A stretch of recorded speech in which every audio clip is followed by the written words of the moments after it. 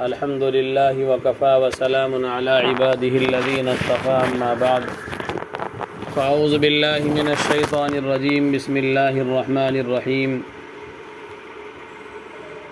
وذكر فإن الذكرى تنفع المؤمنين وقال الله تعالى في موضع آخر يا أيها الذين آمنوا بالله ورسوله صدق الله العظيم قال النبي صلى الله عليه وسلم اطلبوا العلم من المهد إلى اللحد وقال النبي صلى الله عليه وسلم في موضع آخر طلب العلم فریضۃ علی کل مسلم ومسلمۃ او کما قال علیہ الصلاۃ والسلام۔ نبی آتے رہے آخر میں نبیوں کے امام آئے، نبی آتے رہے آخر میں نبیوں کے امام آئے، وہ دنیا میں خدا کا آخری لے کر پیام آئے، وہ جب آئے تو عظمت بڑھ گئی دنیا میں انسان کی، وہ جب آئے تو بندوں کو فرشتوں کے سلام آئے، وہ ہیں بے شک بشر لیکن تشہد میں اذانوں میں، وہ ہیں بے شک بشر لیکن تشہد میں اذانوں میں، جہاں دیکھو خدا کے نام کے بعد ان کا نام آئے، بروز حشر جب نفس نفسی کا سما ہوگا، بروز حشر جب نفس نفسی کا سما ہوگا، وہاں وہ کام آئیں گے جہاں کوئی نہ کام آئے۔ زندگی دی ہے تو جینے کا ہنر بھی دے دے، زندگی دی ہے تو جینے کا ہنر بھی دے دے، پاؤں بخشے ہیں تو توفیق سفر بھی دے دے، گفتگو تو نے سکھائی ہے کہ میں گونگا تھا، گفتگو تو نے سکھائی ہے کہ میں گونگا تھا، اب میں بولوں گا تو باتوں میں اثر بھی دے دے۔ پس پردہ بیٹھی ہوئی معزز خواتین، آپ سبھی مائیں اور بہنیں اس مجلس میں شریک ہونے والی مبارکبادی کی مستحق ہیں۔ خدا اور اس کے رسول کی محبت میں گوشے گوشے سے سمٹ کر آپ فرش نشیں ہو گئی اور زمیں پر آ کر اللہ کی محبت میں بیٹھ گئی۔ آپ چاہتی تو اپنے گھر میں آرام کر سکتی تھی، پنکھے کے نیچے آرام کر سکتی تھی، کسی کے یہاں ایسی لگی ہوئی ہوگی ایئر کنڈیشن میں آرام کر سکتی تھی، لیکن معلوم یہ ہو رہا ہے کہ عورتوں کا اس قدر یہاں جمع ہونا، کثیر تعداد میں آنا، یہ اللہ اور اس کے رسول سے اور یہ جو چھوٹا سا دینی ادارہ چل رہا ہے اس سے محبت کی دلیل ہے۔ جناب قاری محمد حسین صاحب کے ایک اشارے پر، ایک دعوت پر آپ سب یہاں جمع ہو گئی، اس کے لیے بہت مبارکباد۔ اللہ آپ کے یہاں بیٹھنے کو بے حد اپنی بارگاہ میں قبول کرے، اور جو باتیں دین کی کہی اور سنی جائیں، اللہ تعالیٰ مجھے بھی اور آپ کو بھی ان پر عمل کی توفیق اور سعادت نصیب فرمائے۔ خدا تعالیٰ کی طرف سے زندگی دی ہوئی ایک امانت ہے، اس امانت میں بندے کو تصرف کا اختیار نہیں ہے، خیانت کا اختیار نہیں ہے۔ اللہ نے ہمیں زندگی دی ہے، اور زندگی دینے کے بعد بہت بڑی نعمت اللہ تبارک و تعالیٰ نے مجھے اور آپ کو ایمان کی عطا کی ہے۔ ایمان کی دولت سے اللہ نے سرفراز فرمایا ہے، اس پر جتنا بھی ہم اللہ کا شکر ادا کریں وہ کم ہے، بے شک وہ اس کی نعمتوں کے سامنے قطرہ بے آب کی حیثیت رکھتا ہے۔ اللہ کا شکر و احسان ہے کہ اللہ نے بغیر کسی درخواست کے، بغیر کسی اپلیکیشن دیے ہوئے، بغیر کسی پردھان منتری کی سفارش کیے ہوئے، اللہ تبارک و تعالیٰ نے ہمیں ایمان کی دولت سے سرفراز فرما دیا۔ سارے کا سارا رشتہ اور تعلق ایمان سے ہے، جنت کی نعمتیں ایمان سے وابستہ ہیں، آخرت کی تمام خوشیاں ایمان سے وابستہ ہیں۔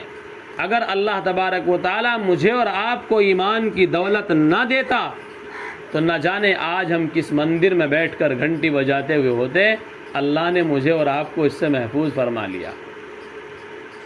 ہم ایک خدا کی پرستش کرتے ہیں، ایک خدا کو مانتے ہیں، ایک خدا کی عبادت کرتے ہیں، ہمارے اوپر پریشانی آتی ہے، حالات آتے ہیں، مصائب آتے ہیں، تو ہم اللہ تبارک و تعالیٰ کے سامنے پیشانی رگڑ کر کے اللہ سے ان حالات کے دور کرنے کی گزارش کرتے ہیں۔ تو یہ اللہ کا ہماری ذات کے اوپر بہت بڑا احسان ہے، بہت بڑا احسان ہے۔ کبھی کبھی اللہ کے سامنے صلاۃ الشکر پڑھا کریں، اللہ کا شکر ادا کریں، یا اللہ تیرا احسان ہے، تو نے ایمان کی دولت سے ہمیں سرفراز فرمایا ہے۔ دیکھیے، جب اللہ کی طرف سے کوئی نعمت ملتی ہے اور بندہ اس کی قدر کرتا ہے تو اللہ تبارک و تعالیٰ اس نعمت میں اضافہ کرتا ہے اور بندے کو اس کا نفع محسوس ہوتا ہے، دنیا میں ہی محسوس ہوتا ہے اور آخرت میں ہی محسوس ہوتا ہے۔ لَإِن شَكَرْتُمْ لَأَزِيدَنَّكُمْ وَلَئِن كَفَرْتُمْ إِنَّ عَذَابِي لَشَدِيدٌ، کہ اگر تم میری دی ہوئی نعمتوں کی شکر گزاری کرو گے میں مزید عطا کروں گا، اور اگر ناشکری کرو گے تو اللہ تبارک و تعالیٰ فرما رہے ہیں کہ پھر میرا عذاب بھی بڑا سخت ہے۔ اللہ نے تندرستی کی نعمت دی، اللہ نے جوانی کی نعمت دی، اللہ نے گھر کی نعمت دی، اللہ تبارک و تعالیٰ نے ہمیں اولاد کی نعمت عطا کی، اللہ نے مال کی ہمیں نعمت عطا کی، بہت ساری نعمتوں سے اللہ نے ہمیں نوازا، جس میں سب سے اہم اور قیمتی اور انمول نعمت اللہ تبارک و تعالیٰ نے مجھے اور آپ کو ایمان کی عطا کی ہے۔ مال ضائع ہو جائے حاصل ہو سکتا ہے، مال ہمارے ہاتھوں سے نکل جائے، وہ ضائع ہو جائے تو اس کو ہم دوبارہ حاصل کر سکتے ہیں، لیکن ایمان کسی کا چلا جائے یہ انمول تحفہ ہے، اس کو پھر لانا اور اس کو خریدنا، یہ ایمان کسی بازار میں نہیں بکتا، کسی دکان پہ فروخت نہیں ہوتا، اس کو پھر ہمارا خریدنا اور اس کو حاصل کرنا یہ بہت دشوار کام ہے۔ تو میری مائیں اور بہنیں، جو مجھے اور آپ کو اللہ تبارک و تعالیٰ نے ایمان کی دولت دی ہے، اس کی قدردانی کرنے کی ضرورت ہے۔ ایمان کی قدر کیا ہے؟ ایمان کی قدر یہ ہے کہ ہم ایمان کے تقاضوں پر عمل کرنے والی بنیں۔ ہم نے پڑھا ہے لا الہ الا اللہ محمد الرسول اللہ، کلمے کے 2 جز ہیں، اللہ تبارک و تعالی ان 2 جز کے اندر ایک بڑا پیغام دے رہا ہے۔ کلمہ صرف زبان سے پڑھنا انسان کے لیے کافی نہیں ہوتا، مومن بننے کے لیے کافی نہیں ہوتا۔ ایمان کس چیز کا نام ہے؟ اقرار باللسان و تصدیق بالقلب، زبان سے اقرار کرنا اور دل سے تصدیق کرنا، اس کا نام ایمان ہے۔ تو ہم نے کلمہ پڑھا لا الہ الا اللہ، کیا معنی ہے لا الہ الا اللہ کے؟ کوئی کچھ نہیں کر سکتا اللہ کی ذات کے علاوہ، سارا اختیار، ساری طاقتوں کا مالک اللہ ہے، للہ الواحد القہار، تمام چیزیں اس کے قبضہ قدرت میں ہیں، اور ساری چیزیں، ساری نعمتیں، ساری عزتیں، ساری دولتیں، سب کچھ اللہ کے خزانے سے ملتا ہے۔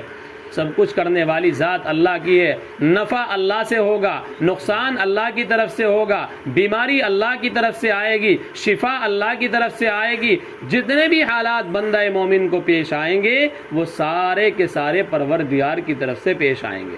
یہ ہے لا الہ الا اللہ کا مطلب۔ لیکن آج ہم نے زبان سے کلمہ پڑھا، ہم نے زبان سے کلمہ پڑھا، دل میں اس کو جگہ نہ دی۔ اگر ہم دل میں جگہ دیتے تو پھر ہمیں یہ اعتراض نہ ہوتا کہ اگر ہمارے بچے دین سیکھیں گے، ہمارے بچے عالم بنیں گے، ہمارے بچے حافظ بنیں گے، ہمارے بچے مسجد میں امام رہیں گے، تو پھر کھائیں گے کہاں سے؟ 6,000 7,000 8,000 روپے کی تنخواہ ہوتی ہے، کیا اتنی تنخواہ میں گزارا ہوتا ہے؟ بچے ہمارے کہاں سے کھائیں گے؟ کیسے گھر کا نظام چلے گا؟ کیسے اخراجات پورے ہوں گے؟ میں ماں اور بہنوں سے یہ سوال کرتا ہوں، آپ میری دینی اور ایمانی اعتبار سے بہنیں ہیں، آپ میری مائیں ہیں، مجھے آپ سے سوال کرنے کا ادھیکار اور اختیار ہے۔ میں آپ سے پوچھتا ہوں کہ 9 مہینے ایک ماں نے بچے کو اپنے پیٹ کے اندر پالا اور اس کو پرورش کیا، کیا اس کی کوئی دکان تھی؟ کیا اس کا کوئی مکان تھا؟ کیا اس کی کوئی جائیداد تھی؟ کیا وہ کہیں جاب کر کے سیلری حاصل کرتا تھا؟ نہیں اور ہرگز نہیں۔ 9 مہینے اللہ تبارک و تعالیٰ نے ماں کے پیٹ کے اندر اس کو رزق عطا کیا اور اس کی غذا اور خوراک کا اللہ نے انتظام کیا۔ تو جب اللہ تبارک و تعالی بغیر کسی دکان کے، بغیر کسی کاروبار کے، بغیر کسی پیسے کے، اللہ تبارک و تعالی جب ماں کے پیٹ کے اندر 9 مہینے بچے کو پال سکتا ہے تو کیا اللہ تبارک و تعالی حافظ قرآن کو بھوکا مارے گا؟ کیا اللہ عالم کو اور امام کو بھوکا مارے گا؟ یہ ہو ہی نہیں سکتا، اور ایسا سوچنا بھی اپنے ایمان کو خطرے میں ڈالنا ہے۔ میری ماں اور بہنیں 9 مہینے ماں کے پیٹ سے وہ دودھ پیتا رہا. اس کے بعد پھر دائی آئی اور دائی نے دشمن بن کر جس رستے کے ذریعے سے اس کو غذا اور خوراک دی جا رہی تھی اس کو کاٹ دیا اور منقطع کر دیا. اب ایک راستہ بند ہوا. اللہ تبارک و تعالیٰ کی طرف سے 2 راستے کھول دیے گئے ہیں کہ ماں کی چھاتیوں سے ماں اپنے جسم کا جوہر اس کو پلاتی ہے اور وہ ماں کی چھاتیوں سے 2-2.5 سال کی مدت تک دودھ پیتا ہے. اور پھر جب اس کا منہ جو ہے نازک ہوتا ہے, اس کی آنتیں نازک ہوتی ہیں, اس کے منہ میں دانت نہیں ہوتے ہیں, تو اللہ تبارک و تعالیٰ نے سافٹ غذا کا انتظام کیا. جب وہ بولنے کھانے پینے کے لائق ہو گیا پھر اللہ نے اپنی نبی کی زبانی اعلان کرا دیا, الدنیا خلقت لکم وانکم خلقتم للآخرہ, کہ دنیا کی تمام چیزیں تمہارے لیے ہے اور تم کو اللہ تبارک و تعالیٰ نے آخرت کے لیے بنایا ہے. شاعر نے کہا ہے, کھیتیاں سرسبز ہیں تیری غذا کے واسطے, کھیتیاں سرسبز ہیں تیری غذا کے واسطے, چاند سورج اور ستارے ہیں ضیاء کے واسطے, شمس و قمر بحر و بر ماہ و شما کے واسطے, یہ جہاں تیرے لیے ہے اور تو خدا کے واسطے. اللہ تبارک و تعالیٰ نے مجھے اور آپ کو آخرت کی تیاری کے لیے بھیجا ہے, قبر کی تیاری کے لیے بھیجا ہے, میدان محشر کی تیاری کے لیے بھیجا ہے, پل صراط سے گزرنے کے لیے تیاری کے لیے بھیجا ہے. لیکن ہم دنیا کے دھندوں میں پھنس کر, دنیا کی الجھنوں میں الجھ کر اپنی آخرت کو بھول بیٹھے ہیں, اپنی قبر کو بھول بیٹھے ہیں. ہمیں یاد ہی نہیں رہا ہے کہ دنیا میں آئے ہیں تو ایک دن جانا بھی ہے. حالانکہ قرآن نے اعلان کیا, قرآن نے ہمارے دلوں کو دستک دے کر جھنجھوڑ کے ہمیں بتلایا ہے, کل من علیہا فان ویبقى وجہ ربک ذو الجلال والاکرام, کہ تمام چیزیں ایک دن فنا ہونے والی ہیں. ذات اگر بچے گی تو اللہ کی ذات بچے گی جو ہمیشہ سے ہے اور ہمیشہ رہے گی. دوسری جگہ قرآن نے اعلان کیا, اینما تکونوا یدرککم الموت ولو کنتم فی بروج مشیدہ, کہ چاہے تم مضبوط قلعوں کے اندر بند ہو جاؤ موت تمہیں آ کر کے رہے گی. موت سے کسی کو مفر نہیں ہے, لیکن انسان ہے کہ وہ سالوں کے چکر میں لگا ہوا ہے, صدیوں کے انتظامات میں لگا ہوا ہے, عالیشان گھر بنا رہا ہے, بہترین ٹائلوں سے مزین اور پتھروں سے منقش کر رہا ہے. اسے معلوم نہیں ہے کہ بازار میں تیرا کفن آ چکا ہے. آگاہ اپنی موت سے کوئی بشر نہیں, آگاہ اپنی موت سے کوئی بشر نہیں, سامان 100 برس کا ہے پل کی خبر نہیں. میری ماں اور بہنیں, ایک دن تو اللہ کے دربار میں پیش ہونا ہے, ایک دن تو اللہ کے یہاں جانا ہے, خدا کے سامنے کھڑا ہونا ہے. کیا منہ لے کے جائیں گے اللہ کے دربار میں؟ میں یہی کام کرتا ہوں, اصلاح معاشرہ کے پروگرام اٹینڈ کرتا ہوں, مستورات میں بیان کرتا ہوں. خدا کی قسم ایسی ایسی رپورٹیں آتی ہیں کہ ماں اور بہنوں کو وضو کا طریقہ پتہ نہیں ہے, وضو کے فرائض یاد نہیں ہے, غسل کے فرائض یاد نہیں ہے, پاکی ناپاکی کا علم نہیں ہے. یہ 10 سال 15 سال کی بچی کی بات نہیں کر رہا ہوں, جو بالغ ہو چکی ہیں, جن کی شادیاں ہو چکی ہیں, اور اس سے اوپر بڑھ کر کے سنیے جن کے یہاں بچے ہو چکے ہیں, اس سے اوپر بڑھ کر کے سنیے کہ جن کے یہاں پوتے بھی ہو چکے ہیں. آج تک انہیں یہ پتا نہیں ہے کہ نبی نے نہانے کا طریقہ اور پاکی کا طریقہ اور غسل کا طریقہ کیا بتایا ہے. وہ سنت کے مطابق غسل کرنا بھی نہیں جانتی ہیں.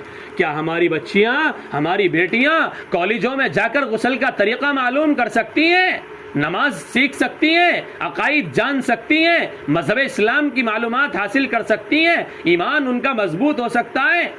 کوئی مولوی آپ کو کالج پڑھانے سے منع نہیں کرے گا, کوئی عالم آپ کو اسکول جانے سے نہیں روکے گا, آپ کی بچیوں کو اس بات پر تنقید نہیں کرے گا. ہم تو چاہتے ہیں معاشرہ پڑھے لکھے, ہمارے وکلاء اور وکیلوں کی صف میں ہمارے بچے اور بچیاں کھڑی ہوئی ہوں. جج بنے تو ہمارے بچے بنے, وکیل بنے تو ہمارے بچے بنے, ڈاکٹر بنے تو ہمارے بچے بنے, انجینئر بنے تو ہمارے بچے بنے. لیکن علماء کی ایک آواز ہے جس کے لیے چیخ رہے ہیں اور چیخ چیخ کر آپ کے دلوں کو دستک دے کر پکار رہے ہیں کہ سب سے پہلے اپنے بچوں کو ایمان اور مومن ہونے کے ناطے سے مسلمان بنائیے.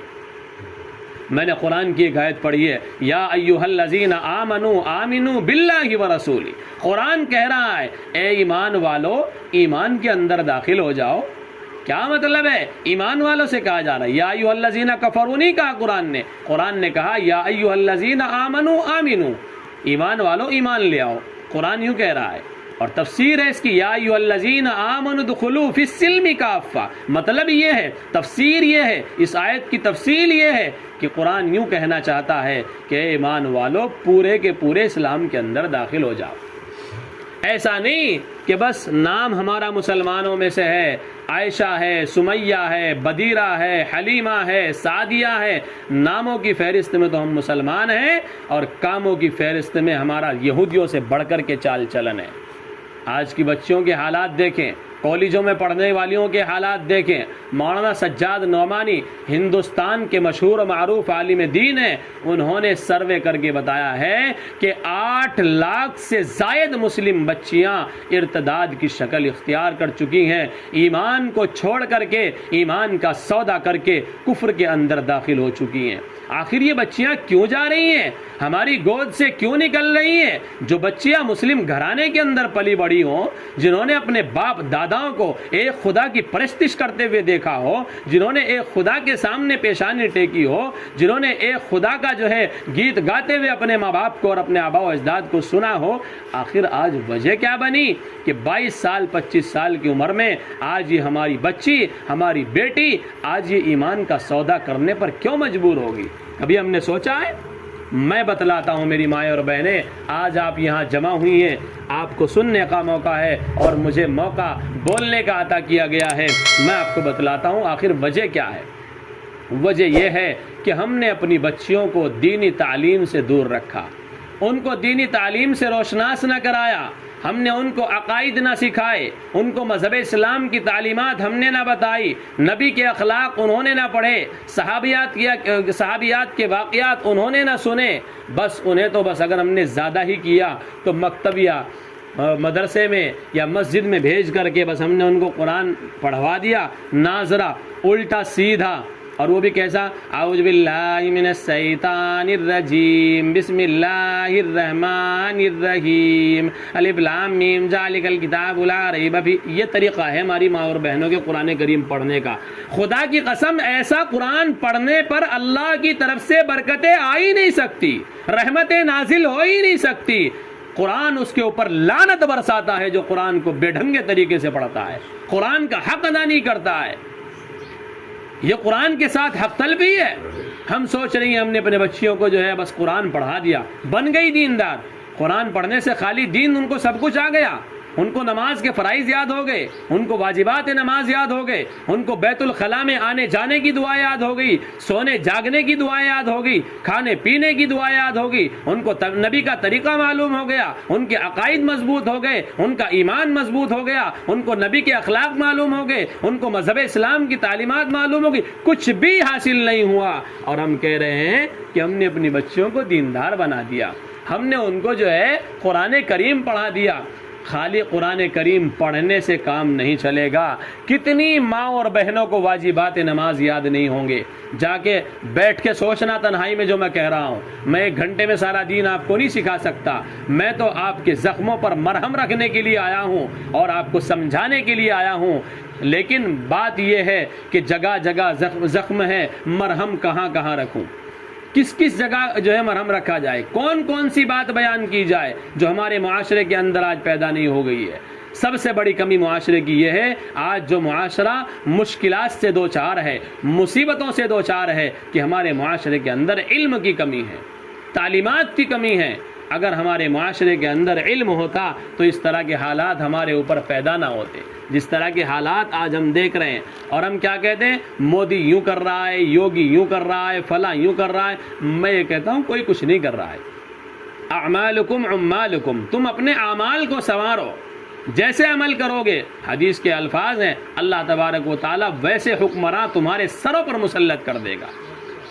ظالم حکمراں کا سروں پر مسلط ہونا اعمال بد کی دلیل ہے۔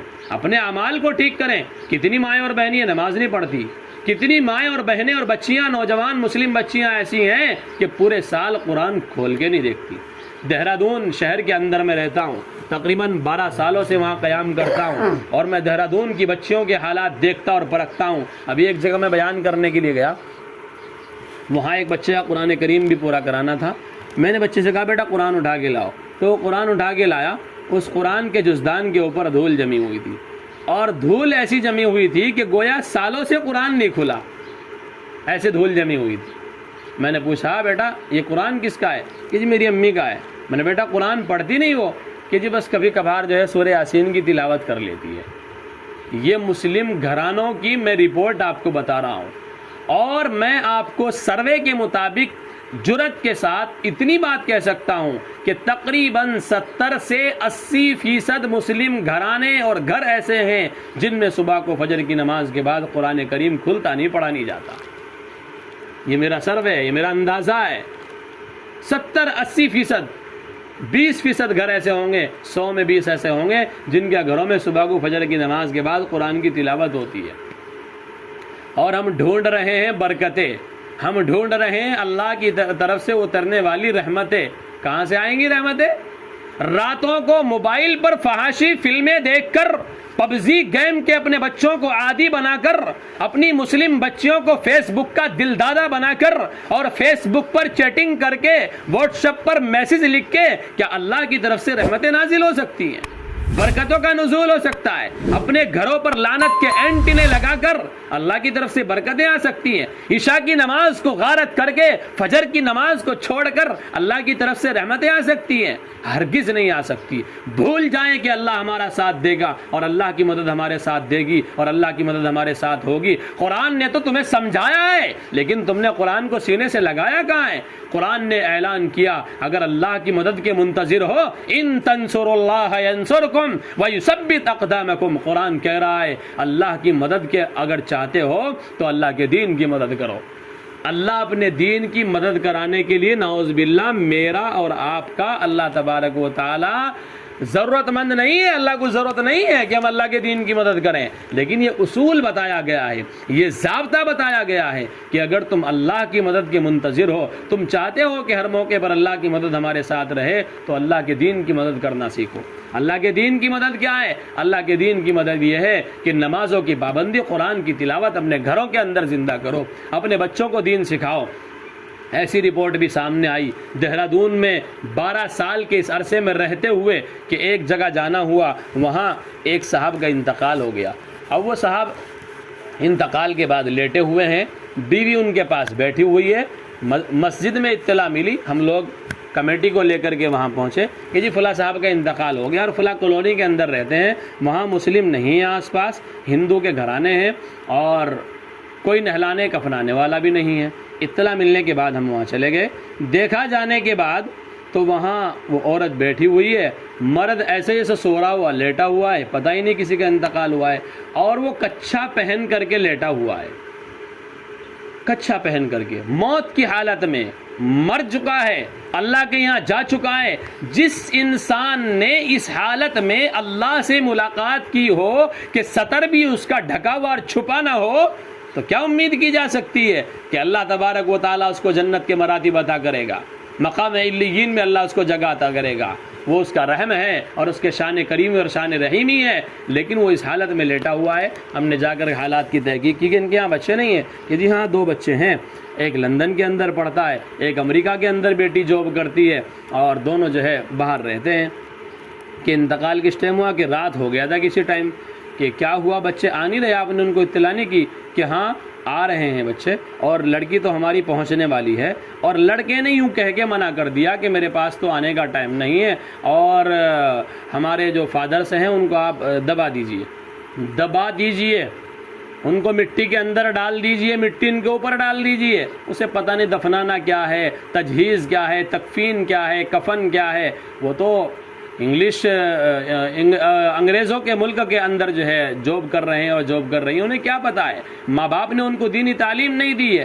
آج اولاد اور نوجوان لڑکا اپنے باپ کے جنازے کی اور باپ کی میت کی خبر سن کر کے یوں کہہ رہا ہے کہ میرے پاس آنے کا ٹائم نہیں ہے، تو کیا فائدہ ایسی اولاد کا جس کو آپ نے انجینئر بنایا ہو، پائلٹ بنایا ہو، کہ آج وہ تمہارے جنازے میں شرکت نہیں کر سکتا۔ بیٹی آ گئی، اور بیٹی آنے کے بعد جب اس کے باپ کا جنازہ تجہیز و تکفین ہو گئی، اٹھا کر کے لے کے چلنے لگے، تو بیٹی اپنے باپ کو کہہ رہی ہے بائے ڈیڈ۔ کیا کہہ رہی ہے؟ Bye dad. ہاں، انگریزی کی یہ تعلیم ہے، کالجوں کا یہ اثر ہے، اسکولوں کا یہ اثر ہے، اسکولی تعلیمات کا یہ اثر ہے کہ جب کوئی ایک دوسرے سے رخصت ہوتا ہے تو اس کو بائے بولا جاتا ہے۔ اب وہ بیٹی نہ اس کو کلمے کا پتہ ہے، نہ اس کو درود کا پتہ ہے، نہ اس کو قرآن کا پتہ ہے، وہ کہہ رہی ہے بائے ڈیڈ۔ ماتم ہے اس معاشرے پر، ماتم ہے ان نوجوان مسلم بچیوں پر کہ جن کو یہ پتہ نہیں کہ باپ دنیا سے جا رہا ہے، اس کے جانے کے بعد تیرے اوپر فریضہ کیا ہے اور تجھے کیا کام انجام دینا ہے، جانتی نہیں ہے۔ وہ باپ کا جنازہ اٹھ گیا ہے، لڑکا آیا نہیں ہے اور لڑکی نے یہ ثبوت پیش کیا ہے۔ اب جو بچے باپ کے قبرستان میں جانے کے بعد اس کی مٹی میں شریک نہ ہو سکیں، اس کے جنازے میں شرکت نہ کر سکیں اور اس کے مرنے کے بعد اس کی قبر پر جو ہے سورہ فاتحہ کا نذرانہ پیش نہ کر سکیں، ایسی اولاد کو کہاں لے کے جاؤ گے؟ کیا کرو گے ایسی اولاد کا؟ کالجوں کے اندر پڑھانے والوں اور بیگ کے اندر جاب کرانے والوں، سوچو ایک دن تنہائی میں بیٹھ کر سوچو کہ ہم اپنے بچے کو کدھر دھکیل رہے ہیں، جبکہ قرآن نے اعلان کیا ہے۔ مولانا راغب صاحب مظاہری نے بھی آپ کو ایک آیت پڑھ کے سنائی، یا ایھا الذین آمنوا قوا انفسکم واہلیکم نارا۔ ایمان والوں سے یہ پیغام دیا جا رہا ہے کہ اپنے بچوں کو، اپنے اہل و عیال کو، اپنے قرابت دار اور رشتہ داروں کو، دوست احباب کو جہنم کی آگ سے بچائیے۔ کیا ہم جہنم کی آگ سے اپنے بچوں کو بچا رہے ہیں یا جہنم کی آگ میں ان کو دھکیل رہے ہیں؟ ہم نے کون سا بچانے کا کام کیا ہے اپنے بچوں کو؟ کیسے ہم اپنے بچوں کو صحیح راستے پر لا سکتے ہیں؟ قاری حسین صاحب یقیناً مبارکبادی کے مستحق ہیں کہ اس گاؤں کے اندر انہوں نے یہ درخت اور یہ پودا لگانے کی جرأت کی ہے۔ یہ خاکسار اور یہ فقیر آج یہاں بیٹھ کر یہ دعا کر کے جاتا ہے کہ اللہ اس پودے کو پھلنے پھولنے کا موقع عنایت فرمائے، اور اللہ تبارک و تعالیٰ پورے گاؤں بیڑا سندل کے لیے نہیں بلکہ پورے علاقے کے لیے اللہ تبارک و تعالیٰ علمی تشنگی کے بجھانے کا اس کو ذریعہ فرمائے، اور اللہ تبارک و تعالیٰ اس کو ایک روشن چراغ بنائے، لوگ یہاں سے فیض حاصل کریں اور علم دین کا فیض یہاں سے لوٹیں۔ ان کی بیوی اور ان کی اہلیہ محترمہ برابر کوششوں اور کاوشوں میں لگی ہوئی ہیں۔ ہم نے ان کو میسج دیا دہرادون شہر سے کہ ہمارے یہاں ضرورت ہے، آپ اپنی وائف کو لے کر ہمارے یہاں آ جائیں، یہاں مدرسہ قائم کر لیں، انتظام ہم کریں گے، بلڈنگ کا انتظام ہم کریں گے، پیسوں کا انتظام ہم کریں گے اور آپ کی تنخواہ معقول رکھیں گے، 20-30-50 ہزار روپے آپ یہاں رہتے ہوئے کما سکتے ہیں۔ لیکن انہوں نے بلڈنگ سے سودا نہیں کیا، پیسوں سے سودا نہیں کیا، 50,000 سے سودا نہیں کیا۔ انہوں نے اگر سودا کیا ہے تو اپنی قوم کی مسلم بچیوں کو صحیح رخ پر ڈالنے کا سودا کیا ہے۔ انہوں نے کہا ہے کہ پہلے میرے اوپر میرے گاؤں کا حق ہے، میرے پڑوسیوں کا حق ہے، میرے دوستوں کا حق ہے، میرے علاقے کا حق ہے، میں ابھی وہاں نہیں جا سکتا۔ میری سوچ یہ ہے کہ پورے گاؤں کے اندر کوئی معلمہ اور کوئی عالمہ نہیں ہے کہ ہمارے چھوٹے سے مکتب سے بچیاں علم دین حاصل کریں اور ہمارے محلے کے اندر عالمہ بن جائیں، دین کو پھیلانے والی بن جائیں۔ 2 4 10 جب بن جائیں گی تو مجھے اور میری محترمہ کو دل کو تسلی ہو جائے گی کہ اللہ نے ہماری محنت کو پورا کر دیا ہے، اللہ نے ہماری قربانیوں کو پانی دے دیا ہے۔ آج ہمارے محلے کے اندر معلمہ اور عالمہ بن چکی ہیں کہ مجھے جب تسلی ہوگی میں اس سے پہلے کہیں باہر نکل نہیں سکتا۔ یہ ان کی بہت بڑی خودداری کی اور بہت بڑا دل ہونے کی دلیل ہے کہ انہوں نے آپ کے بچوں کو کامیاب کرنے کے لیے، آپ کی بچیوں کو جو ہے دین کے راستے پر ڈھالنے کے لیے اور ان کو دین سمجھانے کے لیے پیسے سے سودا نہیں کیا، دولت سے سودا نہیں کیا۔ انہوں نے سودا کیا ہے کہ اپنے معاشرے کی بچیوں کو صحیح رخ پر ڈھالنا ہے اور ان کو دین سکھانا ہے، جبکہ یہاں کوئی معقول انتظام نہیں ہے، کوئی مدرسے کے لیے الگ سے انتظام نہیں ہے۔ لیکن میں قاری حسین صاحب کو یہ بات کہہ کے جاتا ہوں، ان کی محترمہ کو یہ بات کہہ کے جاتا ہوں کہ بلڈنگ کا نام مدرسہ نہیں ہوتا، تعمیرات کا نام مدرسہ نہیں ہوتا، ایئر کنڈیشن روم کا نام مدرسہ نہیں ہوتا۔ اصحاب صفہ پر جائیے اور جا کر کے دیکھیے کیسا چبوترا تھا جہاں سے ایسے ایسے ایسے پڑھنے والے اور ایسے پڑھانے والے تیار ہوئے ہیں کہ انہوں نے پوری دنیا کی قیادت اور نظام کو اپنے ہاتھوں میں لیا ہے۔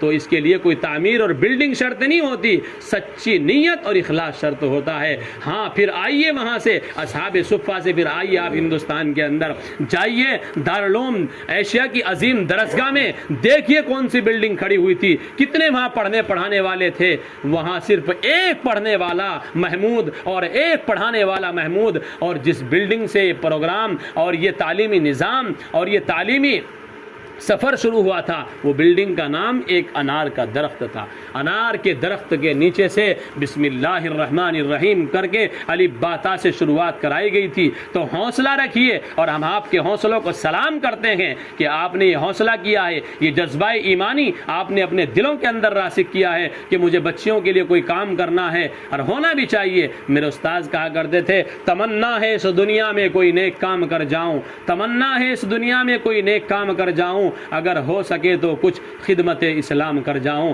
ارے اپنے لیے تو زندگی سبھی گزار رہے ہیں, قوم کے لیے جینا زندگی ہے, بچیوں کے لیے جینا زندگی ہے, ان کی دین کی اور ان کی تعلیمات کی اور ان کی ایمان کی محافظت کے لیے جینا زندگی ہے. یہ بڑا کام ہے. پیسہ تو اللہ ٹھوکروں میں ڈالے گا اور اللہ بلڈنگ کا انتظام کرے گا. مجھے یہاں بیٹھنے سے الحمدللہ یہ خوشبو آ رہی ہے کہ اللہ تبارک و تعالی یہاں سے دین کا ایک ایسا چشمہ جاری کرے گا جس سے ساری دنیا سیراب ہوگی. جس طریقے سے اسماعیل ذبیح اللہ بے آب ہو گیا, جنگل میں پڑے ہوئے تھے, وہ صحرا جس کا سینہ آتش کرنوں کی بستی ہے, وہ صحرا جس کو دیکھنے سے مٹی بھی ترستی ہے, وہ صحرا جس کو دیکھنے سے ہول آتا ہے, فلک بھی دیکھ کر جس کو کانپ جاتا ہے, ایسی جگہ بے آب ہو گیا. جنگل میں اسماعیل کو چھوڑ کر کے ابراہیم چلے آئے تھے, لیکن وہی جنگل آج وہاں منگل بنا ہوا ہے. دنیا کا ہر ایک کونے پر رہنے والا مومن وہاں پہنچنے کو اپنے لیے سعادت سمجھتا ہے, اور وہاں اس ٹائم جو ہے ہر ٹائم 24 گھنٹے وہاں ایک عید کا سما رہتا ہے. رات کو دیکھ لو, دن کو دیکھ لو, اور اسماعیل کے اخلاص اور ان کی قربانیاں اور ان کے ایمان کے تقاضوں کی بنیاد پر ان کی ایڑی سے نکلا ہوا پانی ساری دنیا جس طریقے سے اس چشمے سے سیراب ہو رہی ہے. مجھے امید ہے کہ یہاں سے جو دین کا چشمہ جاری ہوا ہے اس سے بھی انشاءاللہ آس پڑوس کے لوگ, علاقے کے لوگ نہیں بلکہ دور دراز کے لوگ بھی اس چشمے سے فیض یاب ہوں گے. اور امید کرتا ہوں اللہ کی ذات سے کہ اللہ تبارک و تعالی اس کو جلدی ہی پھلنے اور پھولنے کا اور اس کو اللہ تبارک و تعالی آگے بڑھنے کا غیب سے اللہ انتظام فرمائیں گے. میری مائیں اور بہنیں, میں آپ کو ادھر لے کے چلا تھا کہ اپنی بچوں کی ایمان کی محافظت کے لیے, ان کے عقائد کو بنانے کے لیے, ان کے اخلاق اور کردار کو مضبوط کرنے کے لیے آپ نے اب تک کیا کیا ہے. صبح فجر کی نماز کے بعد مکتب چلتا ہے اور پھر 3 بجے سے لے کر کے شام تک یہاں مکتب چلتا ہے. میری آپ سے ہاتھ جوڑ کر اپیل ہے, قاری حسین صاحب کی طرف سے بھی اور ان کی محترمہ اہلیہ کی طرف سے بھی میں آپ سے اپیل کرتا ہوں, انہیں آپ سے پیسہ نہیں چاہیے, دولت نہیں چاہیے. 100 روپے انہوں نے مجھے فیس بتایا کہ ہم 100 روپے کی فیس لیتے ہیں, اس میں سے کچھ بچے ایسے ہیں جو 50 روپے کی فیس دیتے ہیں. 100 روپے کی فیس لے کر کے آپ کے بچوں کو ایسی چیز دینا جو دنیا میں بھی ان کی کامیابی کی ضامن ہے اور مرنے کے بعد بھی ان کی ضمانت ہے کہ ان کو کامیابی ان کا مقدر بن کر رہے گی. 100 روپے میں آپ کو وہ چیز حاصل ہو رہی ہے, اور کالجوں میں جا کر اپنے بچوں کا ایمان بیچ رہے ہو, ہزاروں کی فیس وہاں جمع کر رہے ہو. تمہیں تو شرم آنی چاہیے کہ قرآن کی تعلیم پر اگر وہاں 1000 خرچ کر رہے ہیں تو ہم یہاں 2000 خرچ کرنے والے بنیں گے. اگر آپ قرآن پر خرچ کریں گے تو اللہ تعالیٰ دنیا میں بھی اس کا اجر دے گا, آخرت میں بھی اللہ اس کا اجر دے گا. میں نے 100 روپے کا کیلکولیشن کر کے دیکھا, 3 روپے 33 پیسے پر ڈے ان کی محترمہ آپ کے بچوں کو قرآن کی تعلیم دے رہی ہے. 3 روپے 33 پیسے سے آپ کا بچہ قرآن سیکھ رہا ہے. یہ تو ان کا ظرف ہے کہ انہوں نے 100 روپے فیس رکھی, اور یہ آپ کی بے غیرتی ہے کہ آپ 100 روپے کی فیس دے رہے ہو, یا آپ کو وقت دے رہے ہیں, یا آپ کو ٹائم نکال کر کے آپ کے بچوں کے اندر علم منتقل کر رہے ہیں. آپ کو تو یہ چاہیے کہ ہماری چمڑی کی ان کو ضرورت پیش آئے تو ہم چمڑی دینے کے لیے تیار ہیں, دمڑی دینے کی ضرورت پیش آئے دمڑی دینے کے لیے تیار ہیں. قاری حسین کے شانہ بشانہ چلیں, انہوں نے ایک اچھا قدم اٹھایا ہے, اور ہم یہ طے کریں کہ انشاءاللہ جس کام کی انہوں نے شروعات کی ہے ہم اس میں شانہ بشانہ چلیں گے. دین کا کوئی بھی تقاضا سامنے آئے گا, 1000 خرچ کرنے کی ضرورت پیش آئے گی, 1000 خرچ کریں گے. 1 لاکھ خرچ کرنے کی ضرورت پیش آئے گی تو 1 لاکھ خرچ کریں گے, اور اپنے بچوں کی فیس بڑھا کر کے انشاءاللہ ہم جمع کریں گے. آج جتنی مستورات یہاں بیٹھی ہوئی ہیں, میں ان سے یہ اپیل کرتا ہوں کہ انہوں نے مجھ سے یہ بات نہیں کہی, واللہ کوئی ان سے میرا معاملہ اس بارے میں کوئی بات نہیں ہوئی, لیکن میں آپ سے کہتا ہوں جن کی بچیاں 100 روپے فیس دے رہی ہیں, آج سے یہاں بیٹھنے والی وہ عورتیں یہ طے کریں کہ انشاءاللہ آج سے ہم 200 روپے فیس دینا شروع کریں گی. ہاتھ اٹھا کر طے کریں, اور جو وہاں بیٹھی ہوئی ہیں مائیں اور بہنیں ان کی محترمہ, وہ نوٹ کریں کتنی عورتوں کے ہاتھ اٹھ رہے ہیں جو قرآن کے لیے صرف 100 روپے کا سوال ہے, بڑھا سکتی ہیں. میں آپ سے چندہ نہیں کر رہا ہوں، میں آپ کے بچوں کے اندر جو علم منتقل کیا جا رہا ہے اس کی بھیک مانگ رہا ہوں کہ 100 روپے سے کچھ نہیں ہوتا۔ میرے ہاں میری محترمہ پڑھاتی ہیں اور 1 گھنٹہ پڑھاتی ہیں شام کے ٹائم میں، 300 روپے منتھلی فیس لیتی ہے، اور وہ بھی دینے والوں کو کم لگتی ہے۔ ہم نے بڑھائی نہیں، ہم نے آگے رکھا ہی نہیں، 1 گھنٹہ پڑھاتی ہیں صرف اور 300 روپے دیتی ہیں۔ 300 روپے دینے کے بعد بھی 10 روپے پر ڈے۔ بچہ ہاتھ میں 10 کا نوٹ لے کے راضی نہیں ہوتا، نالی میں پھینک دیتا ہے۔ 10 کے نوٹ کو نوٹ نہیں سمجھتے آج کے بچے، اور صبح سے شام تک 50-100 روپے تو ہمارے بچے کھا لیتے ہیں۔ اور ایک معلمہ 1 مہینے تک 30 دن تک ریگولر ہمارے بچوں کے ساتھ محنت کر رہی ہے، گرمی ہو، دھوپ ہو، بارش ہو، اس کو کہیں آنا جانا ہو، وہ سارے معاملات کو اپنے آگے پیچھے کر کے آپ کے بچوں کے ساتھ ڈیوٹی دے کر ان کو دین سکھا رہی ہے۔ کیا 200-300 روپے کی فیس جمع نہیں کر سکتے؟ ہمیں تو یہ چاہیے کہ جن کے بچے بھی نہیں پڑھ رہے ہیں وہ بھی ان کی محترمہ کو ہدیہ اور نذرانہ پیش کریں کہ انہوں نے ایک اچھی شروعات کی ہے، ہمارے محلے کے اندر دین پھیل رہا ہے، ہمارے بچے دیندار بن رہے ہیں، ہمیں ان کو فروغ دینے کے لیے ان کا حوصلہ بڑھانا چاہیے اور ان کے جذبات کو تسکین اور تسلی دینے کے لیے ہر ممکن ان کا ساتھ دینا چاہیے۔ میں امید کرتا ہوں کہ انشاءاللہ آج یہاں بیٹھنے والی مائیں اور بہنیں دلوں میں اپنے جذبے لے کے جائیں گی اور اپنے تمام بچوں کو یہاں بھیجیں گی۔ یہ فیس کی تو بات بعد کی ہے، اس سے پہلی بات یہ تھی کہ ہم آپ سے آپ کے بچوں کی بھیک مانگتے ہیں۔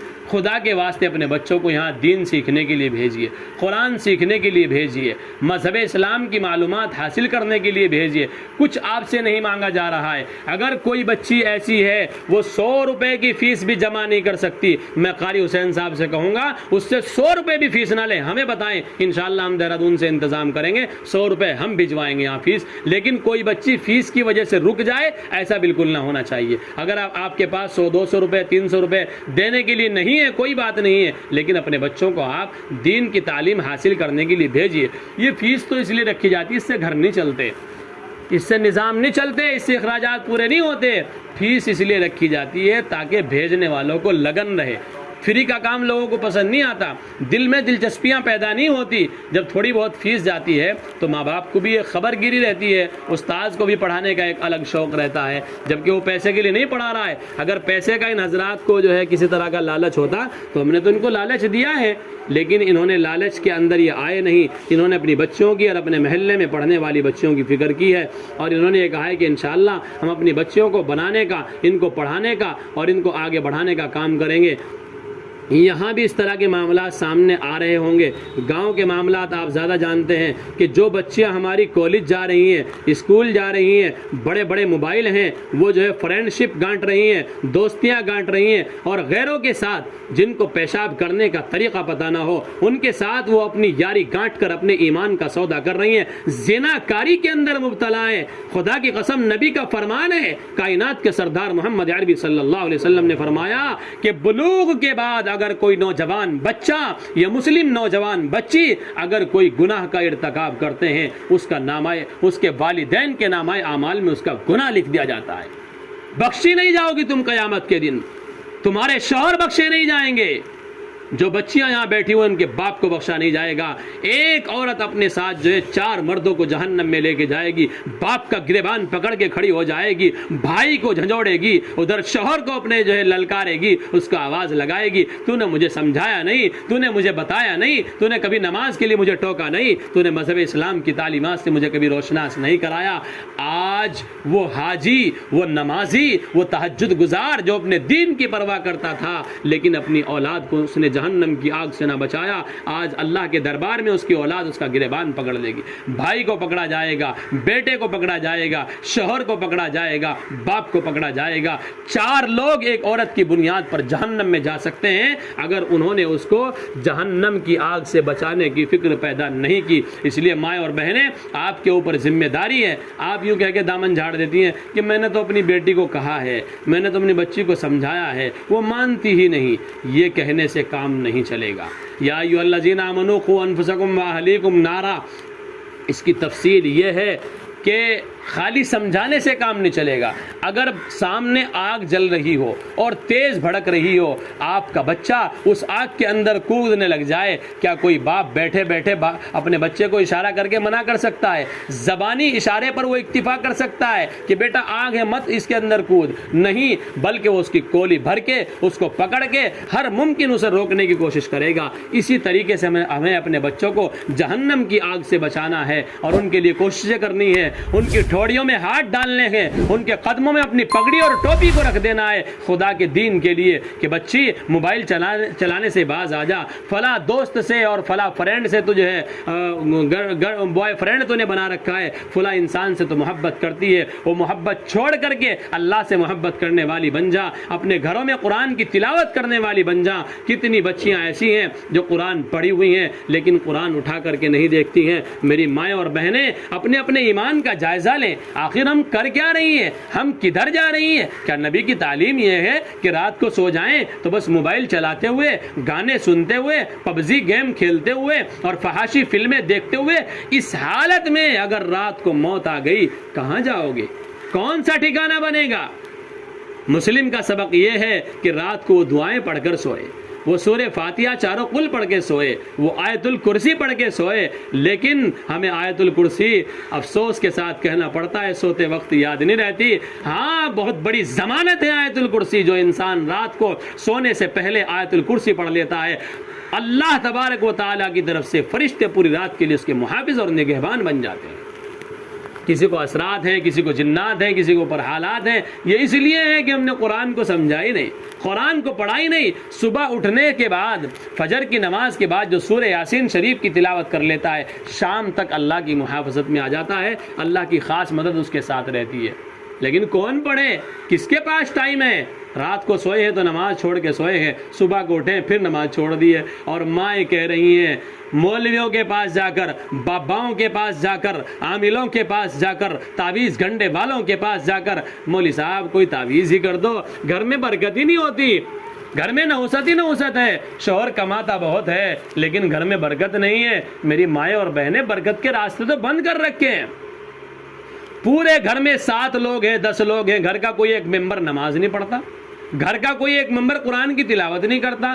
گھروں کی چھتوں پر آپ نے لعنت کے اینٹینے لگائے ہوئے ہیں, آپ کے گھروں میں 24 گھنٹے ٹیلی ویژن چل رہے ہیں, موبائل اور گانے چل رہے ہیں.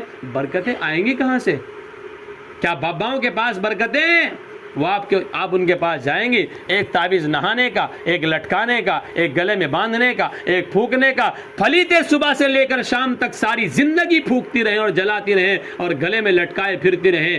برکت نہیں آ سکتی, نحوست دور نہیں ہو سکتی. ہاں, میرا اور آپ کا نبی آپ کو ایک برکت والا تعویذ دے کے گیا تھا, جو ہمارے گھروں میں موجود ہے, جو ہمارے طاقوں کی زینت بنا ہوا ہے, جس کے اوپر دھول جمی ہوئے ہے. ہاں, جس گھر میں قرآن کریم پڑھا جاتا ہو وہاں بے برکتی آ ہی نہیں سکتی, وہاں نحوست پنپ ہی نہیں سکتی, وہاں نحوست جنم لے ہی نہیں سکتی. آپ قرآن کو پڑھ کے تو دیکھیں, تہجد میں اٹھ کے تو دیکھیں, اللہ کے سامنے مانگ کے تو دیکھیں. تعویذوں سے سکون نہیں ملے گا, نہ دنیا سے, نہ دولت سے, نہ گھر آباد کرنے سے, نہ دنیا سے, نہ دولت سے, نہ گھر آباد کرنے سے. تسلی دل کو ملتی ہے بس خدا کو یاد کرنے سے.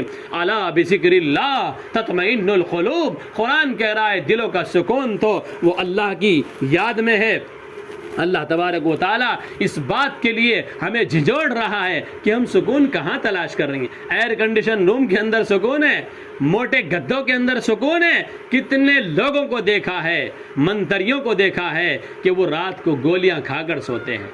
اگر گدوں کے اندر, ایئر کنڈیشن روموں کے اندر سکون ہوتا تو انہیں رات کو نیند کی گولیاں کھانی نہ پڑتی. معلوم ہوا کہ سکون تو دین کے اندر ہے, سکون تو نماز کے سجدوں کے اندر ہے, سکون تو قرآن کی تلاوت کے اندر ہے, سکون تو اللہ کو یاد کرنے میں ہے, سکون تو تہجد میں اٹھ کر اللہ کے سامنے رونے میں. وہ ساری چیزیں ہم نے چھوڑ دی. اس لیے مائیں اور بہنیں, میں آپ سے ہاتھ جوڑ کر اپیل کرتا ہوں کہ اپنے بچوں کو دینی تعلیم سے روشناس کرائیں.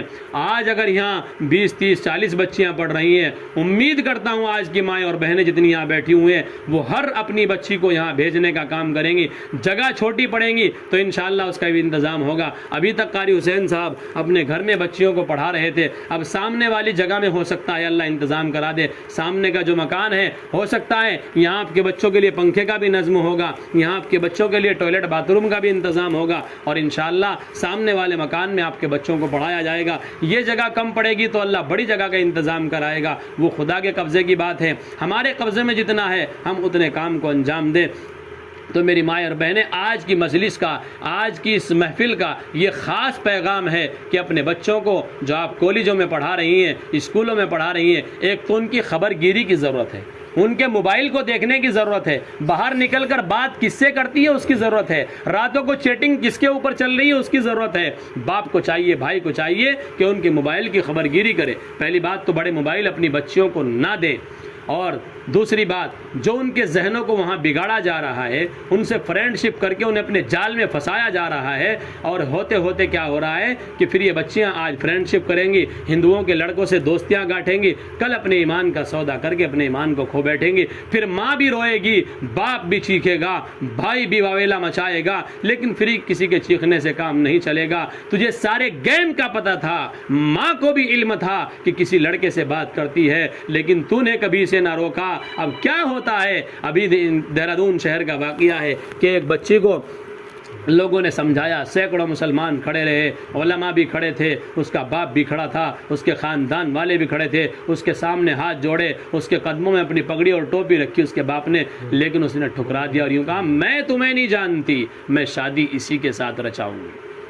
तो मेरी माएँ और बहनें, क्या गुजरती होगी उस माँ पर उस वक्त, और क्या बीतती होगी उस बाप के दिल पर जिसकी बेटी आज ईमान का सौदा करके अपने बाप की पगड़ी को ठुकरा रही है, अपने बाप की टोपी को लात मार कर और उसको ठुकरा रही है, वो ईमान का सौदा कर रही है। बाप ये समझता होगा जमीन फट जाए और आसमान मुझे निगल जाए, मैं जमीन के अंदर समा जाऊं, सैकड़ों लोगों का मजमा है, बड़े लोग खड़े हुए हैं, लेकिन आज बेटी ने बाप की इज्जत पर दाग लगाकर, और एक बाप की इज्जत पे दाग नहीं लगाया, वो हिंदुस्तान ही नहीं मुल्क के अंदर, तमाम मुल्कों के अंदर, पूरी दुनिया के मुसलमान के धड़कते दिलों के अंदर दस्तक दे के चली गई और सबको दाद दे गई। और एक दाग हमारे ऊपर लग गया कि मुसलमान की बच्ची आज ईमान का सौदा करके, वो मेरी बहन है, वो मेरी बेटी है, वो मेरी माँ है। हर एक मुसलमान की माँ और बहन और बेटी अलग नहीं होती। कुरान ने मैसेज दिया है, इन्नमल मुमिनूना इख्वा, कि मुसलमान का भाई है।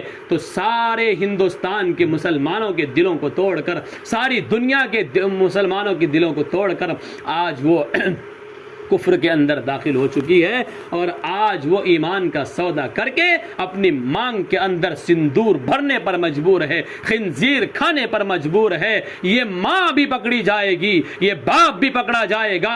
तेरी बेटी खिंजीर खा रही थी, तेरी बेटी हिंदुआना रस्म और रिवाज के मुताबिक अपनी शादी को रचा रही थी, तूने इसकी तालीम का बेहतरीन इंतजाम क्यों ना किया? बाप सबकदोश नहीं हो सकता, भाई का दामन नहीं छुड़ सकता, माँ अपना दामन नहीं बचा सकती, अल्लाह के यहाँ पकड़े जाएंगे। आज तुम्हारे पास मौका है कि अपनी बच्चियों को उधर से निकाल कर दीनी तालीम के ऊपर ढाल दें। अगर आपने इंजीनियर ना बनाया, आपसे सवाल नहीं होगा, डॉक्टर ना बनाया, आपसे पूछा नहीं जाएगा, लेकिन अगर दीनदार ना बनाया तो कुरान कहता है, हदीस कहती है, अला कुल्लुकुम राइन व कुल्लुकुम मसऊलुन अन रइयती, कि हाँ, मैदान महशर में तुम्हारा गिरबान पकड़ा जाएगा कि तुम्हें इनके ऊपर निगहबान बनाया गया था, ये तुम्हारे दस्ते निगर थे, ये तुम्हारे ज़ेरे नजर थे, तुमने इनकी तालीम और तरबियत का बेहतरीन इंतजाम क्यों ना किया? माँ बाप के ऊपर 3 हक होते हैं। बात लंबी हो रही है, मुझे बात जल्दी खत्म करनी है। पहला हक माँ के ऊपर, बाप के ऊपर ये होता है कि जब बच्चा कोई घर में पैदा हुआ है, बेटा हो या बेटी, उसका नाम अच्छा रखा जाए। ये पहला माँ और बाप के ऊपर हक है। जब वो थोड़ा सा बड़ा हो जाए, उसकी तालीम और तरबियत का इंतज़ाम किया जाए, ये दूसरा हक है। जब वो जवान हो जाए तो इसका कहीं अच्छी जगह मुनासिब रिश्ता देख करके उसका निकाह कर दिया जाए। ये 3 हक माँ बाप के ऊपर हैं। अगर इनमें से किसी एक में भी चूक हुई तो अल्लाह के यहाँ कोई सुनवाई नहीं होगी, पकड़ होगी। अब हम देखें, हमने नाम अच्छा रखा है, हमने तालीम और तरबियत का इंतज़ाम किया है? नहीं, हरगिज़ नहीं। और मैं आपको जुरत के साथ कहता हूं, जो आपकी बच्चियां कॉलेजों के अंदर जा रही हैं, एक बच्ची मेरे सामने लाकर बिठा करके आप उससे वाजिबात नमाज सुनवा दीजिए, मैं आपकी टांग के नीचे को निकल जाऊंगा। ہو ہی نہیں سکتا. جو کالج کے اندر جا رہی ہے اس کو واجبات نماز یاد ہو, اس کو فرائض نماز یاد ہو. میں نے بہت ساری مستورات سے سوال کیے, غسل کے فرائض یاد ہیں, 2-4 کے ہاتھ اٹھے. محرم کے مہینے میں نے بہت سارے سوال کیے کہ آپ کو 12 مہینے اسلامی یاد ہیں, 1-2 کے ہاتھ اٹھے. میں نے یہ پوچھا تراویح کی نماز آپ پڑھتی ہیں, تراویح کی نماز واجب ہے, فرض ہے یا سنت ہے, 1-2 کے ہاتھ اٹھے. یہ مسلم معاشروں کا, ان بستیوں کا, ان ماں اور بہنوں کا حال ہے جو نمازیں پڑھ رہی ہیں اور دینی مجلس میں شریک ہو رہی ہیں, اور جو زنا کے اڈے پر جا کر کے اپنے جسم کو بیچ رہی ہیں, اپنے جسم کا سودا کر رہی ہیں. ان کے بارے میں تو کچھ کہا ہی نہیں جا سکتا. زنا سے بچانے کے لیے, غلط کاموں سے بچانے کے لیے ضروری ہے کہ ان کو جو ہے ایمانی اعتبار سے, علمی اعتبار سے, قرآن کے اعتبار سے, مذہبی تعلیمات کے اعتبار سے ان کو ایک ایسا انجیکشن دیا جائے کہ یہودیوں کی مشابہت اختیار کرنے سے ہمارے بچے بچ جائیں. ہماری بچیاں یہودیوں کی نقالی کر رہی ہیں, پینٹ جنس کی پہن کر کے جاب کرنے کے لیے جا رہی ہے, بالوں کو ہلاتی اور لٹکاتی ہوئی جاب کرنے کے لیے جا رہی ہے. 10-20 درندوں کے اندر بیٹھ کر کے جب ہماری بچی جاب کرے گی, کیا ماں یہ ضمانت دے سکتی ہے غلط راستے سے بچ سکتی ہے؟ ہو ہی نہیں سکتا. ارے پیٹرول بھی ہو اور ماچس کی تلی بھی ہو اور آگ نہ لگے, ایسا ہو ہی نہیں سکتا.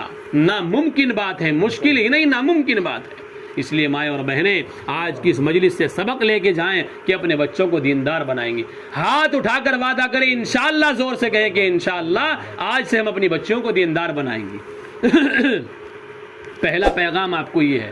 اور اس مکتب کو کچھ اور نہیں چاہیے. یہ مکتب آپ سے بلڈنگ نہیں مانگ رہا ہے, یہ مکتب آپ سے 500 روپے 1000 روپے کی فیس طلب نہیں کر رہا ہے. یہ مکتب آپ سے بچوں کی بھیک مانگ رہا ہے, جھولی پھیلا کر آپ سے بچوں کی بھیک مانگ رہا ہے کہ ہمارے یہاں بچے بھیجیے. ہم ان کو دین سکھانا چاہتے ہیں, ہم ان کو قرآن پڑھنے کا طریقہ سکھانا چاہتے ہیں, ہم ان کو سیرت رسول بتانا چاہتے ہیں. ارے ہاں, بچیاں یہاں بیٹھی ہوئی ہوں گی, مائیں اور بہنیں بیٹھی ہوئی ہوں گی. اگر پوچھ لوں نبی کے دادا کا نام کیا ہے, ہنس کے دکھا دیں گے خدا کی قسم نبی کے دادا کا نام کا نہیں پتا. بہت ساری کو تو نبی کے نام کا نہیں پتا, بہت ساری کو تو نبی کے والد کا نام کا نہیں پتا. دادا تو بہت دور کی بات ہے. نبی کے یہاں ازواج مطہرات کتنی تھی, آپ کے یہاں بیٹیاں کتنی تھی, آپ کے یہاں بیٹے کتنے تھے. اور ویسے ہم نبی کے امتی ہیں, ویسے ہم نبی کے غلام ہیں. یہ کیسی غلامی ہے؟ طریقوں کے اندر ہمارے جو ہے نبی کا طریقہ نہیں ہے, چال چلن کے اندر نبی کا طریقہ نہیں ہے, کھانے پینے کے اندر نبی کا طریقہ نہیں ہے, سونے کے اندر نبی کا طریقہ نہیں ہے. یہودیوں کی مشابہت کر رہے ہیں ہمارے بچے, جنس کی پھٹی ہوئی پینٹ پہن کر اپنے جسم کو دکھا رہے ہیں اور اپنے سطر کو دکھا رہے ہیں. ہمارے بچے انگریزوں کی کٹنگ کرا رہے ہیں, یہودیوں کی نقالی کر رہے ہیں. اگر نقالی نہیں کرنی تو محمد عربی صلی اللہ علیہ وسلم کی نہیں کرنی. فلاں ہیرو فلاں پکچر کے اندر فلاں پینٹ پہن کے آیا ہے, فلاں کٹنگ کرا کے آیا ہے, کتے اور خنزیروں جیسی ہمارے بچے کٹنگ کرا رہے ہیں, اور ماں بھی خوش ہو رہی ہے, باپ بھی خوش ہو رہا ہے. ہاں میرے بچے نے بڑی اچھی کٹنگ کرائی ہے, بال بہت اچھے لگ رہے ہیں. پتہ لگ جائے گا جس وقت انتقال ہوگا, اللہ کے دربار میں پکڑا جائے گا, اس وقت علم ہو جائے گا. تو میری مائیں اور بہنیں یاد رکھیں اور اپنے بچوں کو یہاں مکتب میں بھیجیں.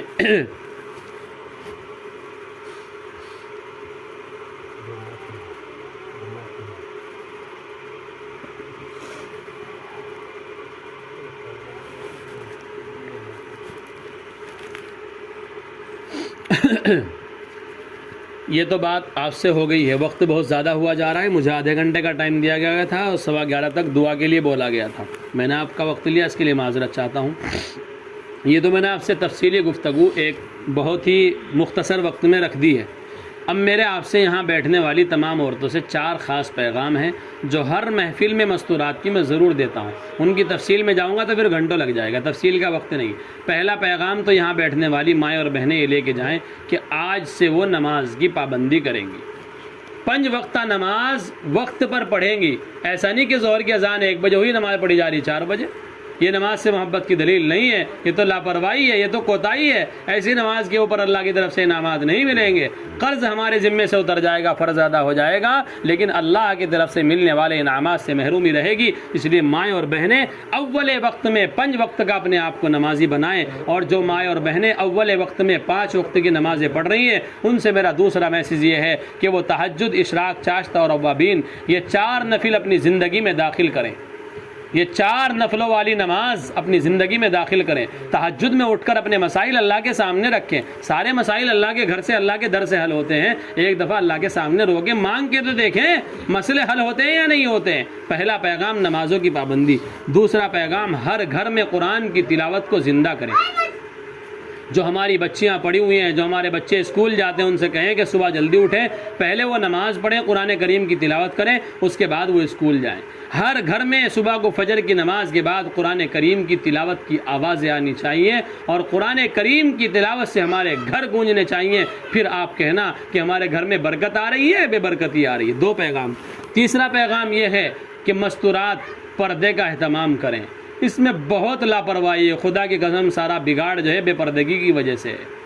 شادیوں میں جاتی ہے، اچھا سوٹ پہن رکھا ہے، اس نے ہزاروں کا میک اپ کر رکھا ہے، اس نے فیشیل کرا رکھا ہے، اس نے بالوں کو جو ہے سیدھا کرا رکھا ہے، مشین لگوا رکھی ہے، تو اپنے بالوں کو تو مٹکائے گی، جھٹکائے گی. جب تک 2-4 درندے اس کے بالوں پر، اس کے سوٹ پر اور اس کے جسم پر نظر نہیں ڈالیں گے، ہوس کا شکار اس کو نہیں بنائیں گے، تو اس کے سوٹ کا پیسہ وصول نہیں ہوگا. لعنت ہے ایسے سوٹ پر، لعنت ہے ایسی زندگی پر، لعنت ہے ایسے میک اپ پر، لعنت ہے ایسے پیسے پر کہ جس سے گھر میں بے برکتی آتی ہو اور جس سے جہنم کے راستے ہموار ہوتے ہوں. مائیں اور بہنیں، خدا کا خوف دلوں کے اندر پیدا کریں. ارے مرنے والا چلا جاتا ہے، قبر میں لوگ ڈال کر کے چلے آئیں گے. دنیا میں فیشن کو دکھانے والی، فیشن پرستی سے اپنا تعلق مضبوط رکھنے والی ایک دن مرے گی تو اللہ کے دربار میں قبر میں کیا لے کے جائے گی؟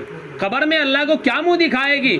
فرشتوں کو کیا جواب دے گی؟ اپنے جسم کی نشو نما دوسروں کے سامنے ظاہر کرنے والی ایک دن تجھے مرنا بھی تو ہے نا، اللہ کے دربار میں پیش بھی تو ہے نا. تو تو مسلمان ہے نا، تجھے تو یہ باتیں بتانے کی ضرورت بھی نہیں.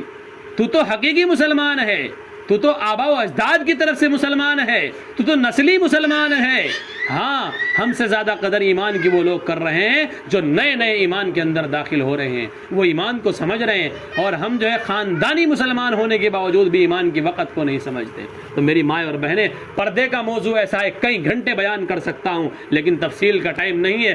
تیسرا میرا آپ سے یہ پیغام ہے کہ پردے کا اپنے آپ کو اور اپنی بچیوں کو عادی بنائیں. قاری حسین صاحب کے یہاں جو بچیاں پڑھ رہی ہیں، خدا کا کرم ہے کہ وہ پردے میں رہ کر کے اپنے کاموں کو انجام دیتی ہیں. اپنے گھر کے باہر جھاڑو بھی لگا رہی ہیں تو وہ پردے میں رہتے ہوئے جھاڑو لگا رہی ہیں. ایسی تربیت اپنی بچوں کی کرائیں کہ وہ پردے میں رہتے ہوئے اپنے کاموں کو انجام دیں.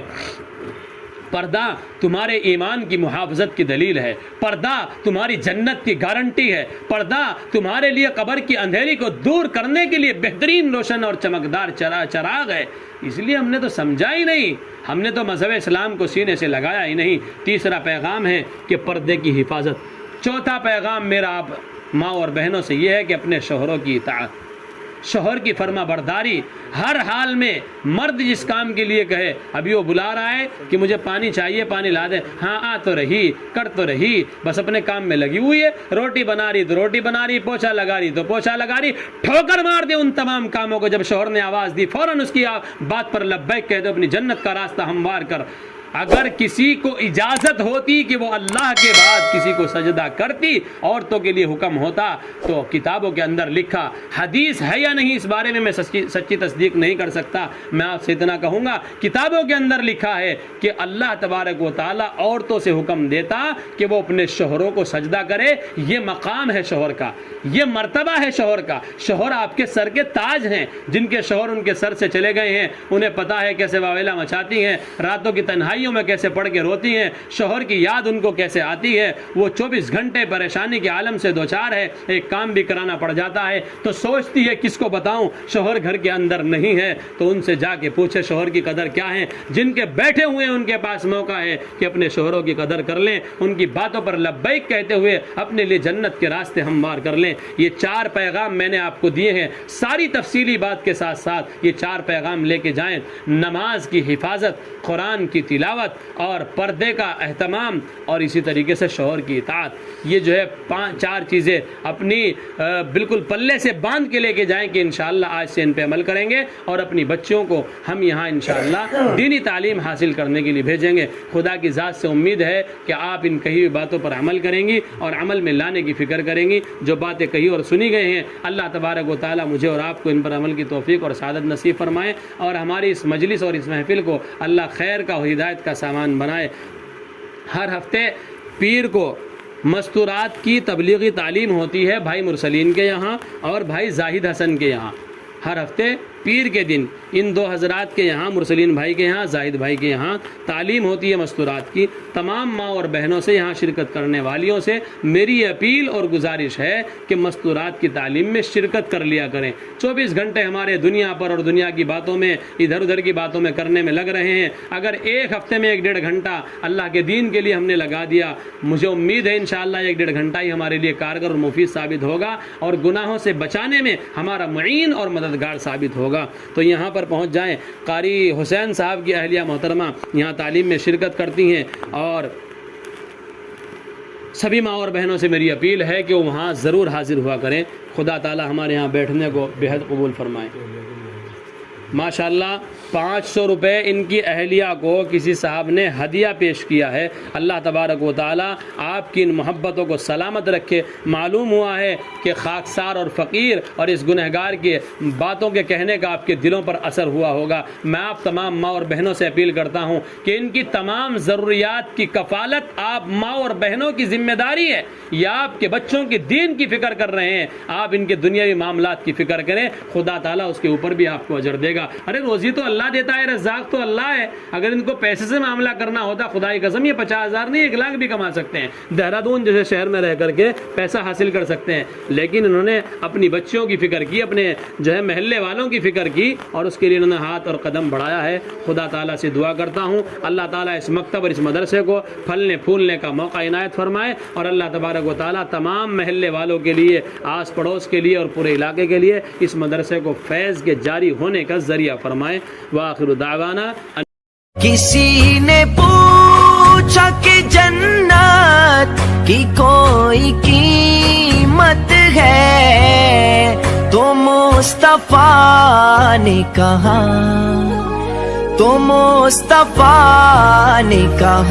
لا الہ